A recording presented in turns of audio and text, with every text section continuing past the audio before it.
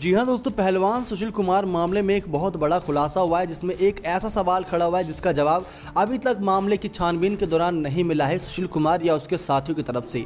वो सवाल ये है दोस्तों कि जब सुशील से ये पूछा गया कि उस रात तुम भागे क्यों थे, क्योंकि भागता वही है जो कुछ गलत करता है, अगर तुम गलत नहीं थे तो उस रात भागे क्यों थे, तो उसने बता दिया था कि मैं डर गया था और मेरे जितने भी सहायक थे उन्होंने यही कहा था कि भाई आप छुप जाओ कहीं कुछ दिनों के लिए, जब मामला ठंडा हो जाएगा तो आप सामने आकर सरेंडर कर देना, लेकिन गलती नहीं थी तो भागे क्यों। पुलिस ने यही सवाल बार बार किया। इसका जवाब दोस्तों साफ सुथरे तरीके से नहीं मिल सका। चलिए ये बात ही मान ली, लेकिन जब दूसरा सवाल ये किया गया कि आपने सागर और उसके साथियों को क्यों पीटा, तो ये जवाब सामने आया कि उस रात दो गुटों के बीच झड़प हो रही थी, मैं तो उनको सुलझा रहा था, लेकिन सागर और उसके साथी बहुत ज़्यादा गर्मा गर्मी दिखाने लगे, जिसकी वजह से उनमें से किसी एक ने मेरी कॉलर पर हाथ डाला, जिसके बाद मैंने उनकी पिटाई करना शुरू कर दिया और मेरे साथ खड़े बाकी पहलवान जो मेरे सपोर्ट में थे उन्होंने भी उनको पीटना शुरू कर दिया।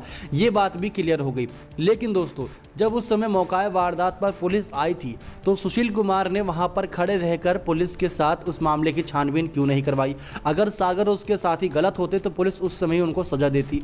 इसी के साथ साथ दोस्तों जब पता चला कि दो गुटों के बीच झड़प हो रही है तो सुशील कुमार खुद अपने हाथ में कानून क्यों लेने चले गए।